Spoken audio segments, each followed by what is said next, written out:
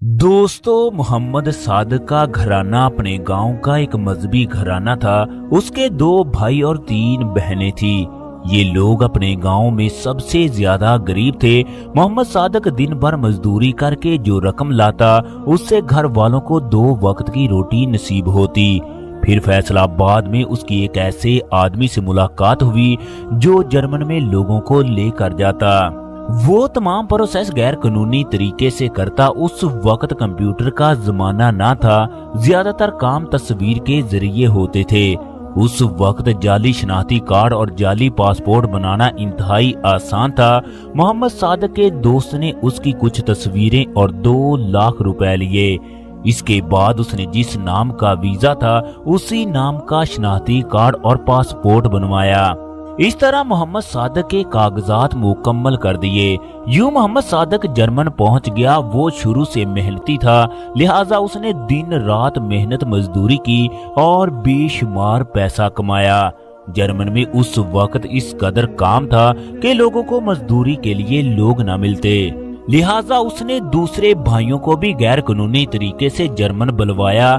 ये तमाम भाई जर्मन में काम करने लगे। ये तमाम भाई 5 साल तक वापस ना गए। मोहम्मद सादक 5 साल के बाद वापस आया। इसने 10 मुरब्बे गैर आबाद जमीन खरीदी, ट्रैक्टर और इसके आलात खरीदे। फिर जमीन को आबाद करना शुरू कर दिया। यूं देखते ही देखते ये इलाके का चौधरी बन गया।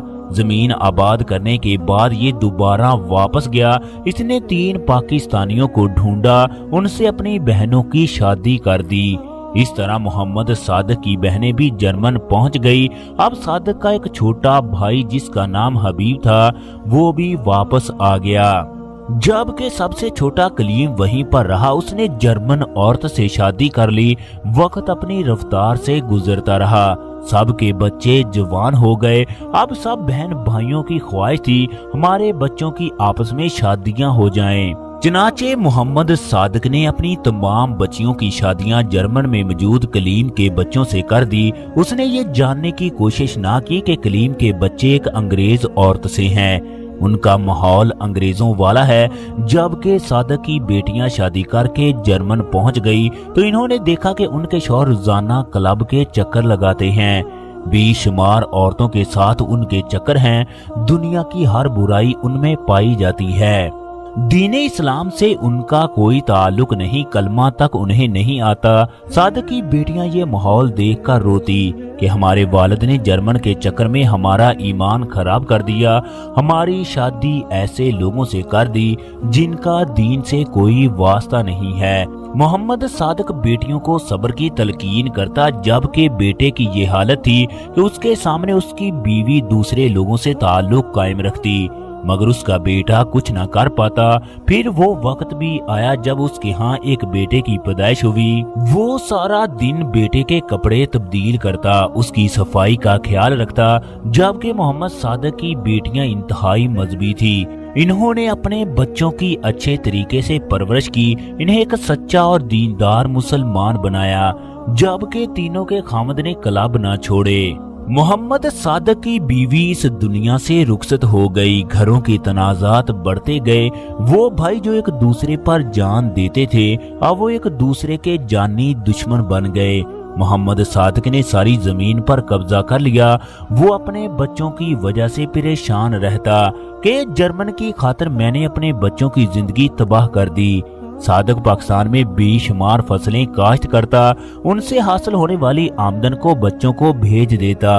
फिर वो वक्त भी आया जब जर्मन में शादी करने वाला कलीम सादक की बेटियों से आकर माफी मांगने लगा कि मेरे बेटों ने आपकी जिंदगी तबाह कर दी। मैं सारी उम्र दौलत के पीछे भागता रहा। मैंने एक अंग्रेज औरत से शादी की, उनसे ऐसे बच्चे पैदा हुए जो दीन से कोसों दूर हैं। मैं अपने रब को क्या मुंह दिखलाऊंगा? अगर मैं मर गया तो मेरे पीछे कोई दुआ करने वाला भी नहीं है। मैंने दुनिया के फायदे के लिए आखिरत को बर्बाद किया। फिर रोते हुए सादक की बेटियों को कहने लगा, तुम्हारी माँ आला इखलाक की मालक और इंतहाई दीनदार थी। उसकी तरबियत का ये असर है कि तुम लोगों ने इस मुल्क में भी आकर खुदा के दीन को नहीं छोड़ा। आज तुम्हारे बच्चे इस माहौल में भी दीनदार हैं। मुझे भाई सादक की बच्चियों पर बहुत मान है। खुदा तुम्हारी जैसी बेटियां हर किसी को दे। जबकि दूसरी तरफ मेरी बेटी जो रोजाना खुदा की हदूद को सबके सामने क्रॉस करती है, उसने सादक की बेटियों को वसीयत की कि मुझे पाकिस्तान में दफन किया जाए। कुछ ही दिन के बाद कलीम का इंतकाल हो गया, लिहाजा उसे पाकिस्तान में लाकर उसके गांव में दफन किया गया। कलीम के तीनों बेटे भी बाप की मैयत लेकर पाकिस्तान आए। उनका वही अंग्रेजों वाला माहौल था। जनाजे में उसके बेटों को देखकर लोग कानों को हाथ लगाने लगे। लोग जनाजा पढ़ रहे थे, जबकि वो लोग जनाजे के एक तरफ खड़े बातों में मसरूफ थे। दोस्तों, मोहम्मद सादिक एक ज़हीन इंसान था। उसने एक बेहतरीन आलम का बंदोबस्त किया जिससे सुनने वालों पर रक्त तारी हो जाए। चनाचे फैसलाबाद से एक बहुत बड़े आलम को बुलाया गया।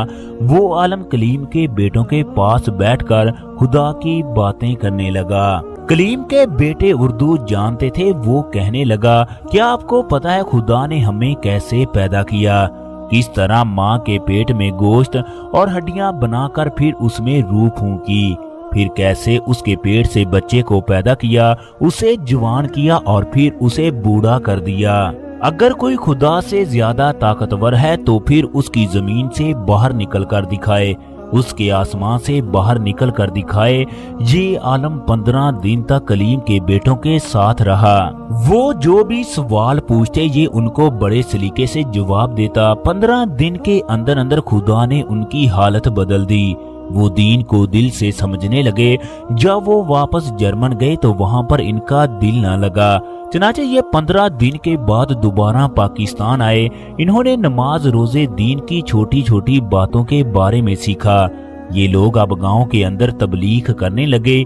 इन लोगों ने जर्मन को हमेशा के लिए खैर आबाद कह दिया।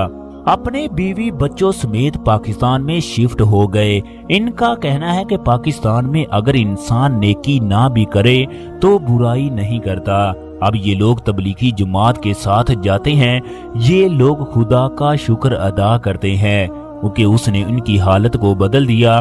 मोहम्मद सादिक लोगों को कहता है, अपने बच्चों की परदेश में शादी ना करो, उनके लिए मजहबी लोग तलाश करो जिन लोगों को दीन की समझ हो। ये ना हो कि आपकी दुनिया और आखिरत तबाह हो जाए। 1 साल के बाद मोहम्मद सादिक भी इस दुनिया से रुखसत हो गया। यूं ये लोग अब 10 मुरब्बे जमीन की खेती बाड़ी करते हैं और इसी मुल्क में रहकर खुश हैं। अगर आज की हमारी वीडियो पसंद आए तो वीडियो को लाइक और शेयर कीजिएगा। इसके साथ साथ अगर आप लोग हमारे चैनल पर नए हैं तो चैनल को सब्सक्राइब करना मत भूलिएगा। शुक्रिया।